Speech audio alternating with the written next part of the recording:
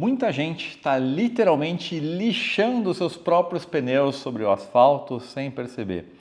E muitas vezes o grande culpado é um detalhe que é tão pequeno que passa despercebido nas revisões periódicas.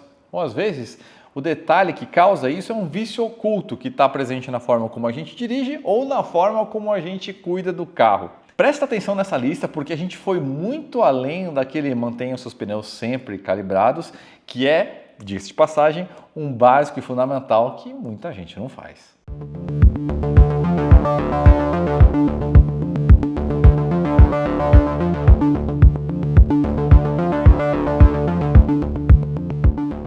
Como destruir um pneu no congestionamento? E é mais comum do que parece. Outro dia eu estava de carona com um amigo e ele estava super frustrado, falando que os pneus do carro dele de uso diário estavam durando muito pouco. Ele estava se sentindo enganado, culpando a fabricante, e eu estava ali parado, escutando ele, né? E aí, abri o sinal, sabe, aquela largada que o controle de tração entra, e o carro dele era turbo híbrido, né? Então tinha muito torque, e você escutava ali o pneu meio, não chegava a cantar, mas dava aquela esfregadinha, né? Tudo isso para andar 20 metros, porque o trânsito já estava parado ali na frente e tome um freadão. E isso, repetindo. Eu estava começando a ficar incomodado. E olha que eu não sou um cara que enjoa muito fácil, mas tudo bem, estava lá quietinho, né?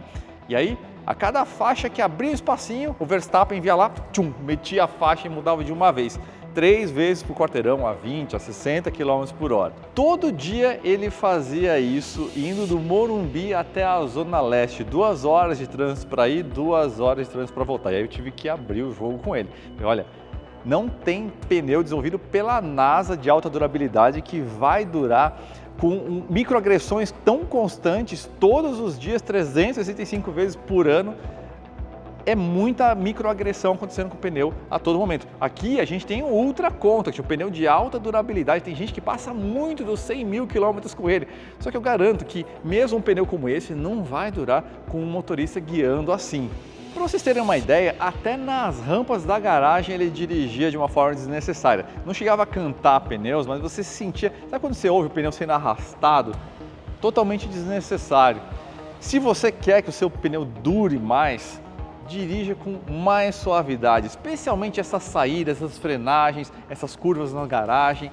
Tudo isso, como eu falei, são agressões que parecem poucas, mas fazendo isso toda hora, 2, 4 horas por dia, todos os dias, você realmente vai, a cada ação dessa, deixar um pouquinho do seu pneu no asfalto. E depois de 1, 2 ou 3 anos, o prejuízo fica visível aqui e aqui no seu bolso. Sim, o seu carro perde alinhamento com a rodagem. Imagine que o seu carro, em vez de estar rodando assim, ele está rodando assim, como os pés do Charlie Chaplin, cada lado apontando para fora. Ao volante você não percebe nada porque uma força está cancelando a outra, mas na prática você está arrastando os pneus. Dependendo da gravidade do caso, em algumas poucas centenas ou poucos milhares de quilômetros, você já condenou os 2 pneus da frente. E você sabe o que é pior? Você está desgastando o lado de dentro aqui do pneu, que fica escondido. Então você numa inspeção assim por cima não consegue perceber e geralmente você só vai perceber quando já é tarde demais, quando ficou totalmente careca ou pior, quando chegou na lona. Mas por que o carro desalinha? Conforme a gente vai rodando, principalmente em um asfalto de baixa qualidade, como a gente tem no Brasil, cheio de buracos, crateras, valetas, lombares irregulares, os componentes da suspensão e da direção, como as buchas, pivôs, terminais e barras, podem mudar de posição ou mesmo se deformar de maneira permanente. E é exatamente isso que causa a perda do alinhamento. Por isso, se você não quiser ter um prejuízo com seus pneus durando menos, fique atento à condição que você está fazendo eles rodarem. Se é um asfalto muito ruim, muito buraco, você está sempre pegando, quando você for fazer a revisão, sempre peça uma atenção especial do seu reparador em relação aos componentes da suspensão e da direção. E se você deu uma paulada daquelas, pegou um buracão, o recomendado, na verdade, é você, no mínimo, fazer uma checagem do alinhamento para ver se você não precisa botar os componentes da suspensão em prumo de novo. Amortecedores e buchas cansadas conseguem destruir um pneu. Quando a suspensão do seu carro comprime ou estica, você tem uma alteração temporária da geometria, tanto na convergência quanto na cambagem. E isso é física pura, não tem como evitar. Vou usar aqui como exemplo o meu próprio corpo. Imagina que o meu corpo aqui é a carroceria e aqui meu braço é a suspensão e aqui na extremidade a gente tem o pneu e a roda. Conforme a suspensão articula, como a suspensão é uma conexão, você vai ter essa variação de geometria. Não tem como o pneu sempre estar na vertical perfeita, isso é impossível. Só que quando você tem buchas de suspensão que estão deformadas ou cansadas, você introduz mais uma variável de variação na geometria da suspensão. Seria mais ou menos como, além dessa movimentação aqui, você vai ter uma movimentação maior aqui no meu pulso. E aí com isso você está sujeitando o seu pneu a uma fricção maior com o asfalto e isso aos poucos vai causando um desgaste maior. Lembrando que não é só uma variação de cambagem, mas também de alinhamento que pode acontecer. Por isso, se você quer que os seus pneus durem mais, é importante também que a suspensão esteja sempre revisada na sua melhor forma. E isso vale, acredite se quiser, também para os amortecedores, porque o papel dos amortecedores é controlar a ação das molas. Quando você tem um amortecedor muito cansado, ele passa a não controlar tanto as molas e aí quando você passa, por exemplo, em cima de uma lombada ou em uma elevação de ponte, o carro fica quicando por vários ciclos como se fosse um colchão d'água. Na prática, quando os seus amortecedores estão cansados, na verdade você vai estar repassando essa energia para um componente, os pneus. E aí acontece um tipo de desgaste muito curioso chamado cupping, que é uma espécie de desgaste localizado em vários trechos do pneu, como se alguém estivesse vindo com uma colher aqui e devorado em pequenos pedaços aqui. Isso, lógico, vai acontecendo com o rodar, com centenas ou milhares de quilômetros, e é um tipo de desgaste muito curioso, mas que vai causar um prejuízo no seu bolso. Eu sei que você sabe sobre a importância de sempre manter os pneus calibrados no máximo a cada 15 dias, né? É o ar que estrutura os pneus, que vai proteger ele da formação de bolhas, que vai impedir que aconteça um desgaste irregular ou nos ombros ou no centro. E o mais importante, na verdade, você vai ter uma maior economia de combustível e ainda vai ter um rodar mais confortável.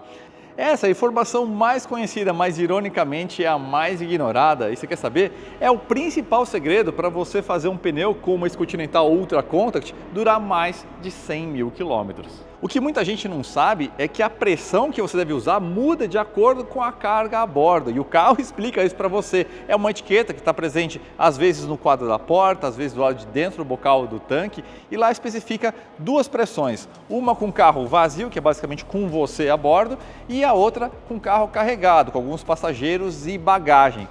Só que dependendo do caso, sabe quando você vai precisar fazer uma mudança e você abusa mesmo e coloca tanta carga que a suspensão fica até arriada, nesse caso mais extremo, vale inclusive você colocar mais pressão do que a própria etiqueta está indicando ali no pneu carregado. O que acontece é que muita gente bem intencionada vai calibrar ali o pneu antes de uma viagem e coloca aquela pressão de sempre, sabe? A pressão com carro vazio, só que com bagagem e cheio de passageiros. Então, na verdade, os pneus estão sujeitos a uma deformação muito maior aqui na carcaça e com isso você acaba expondo mais os pneus ao risco de bolhas e a um desgaste irregular.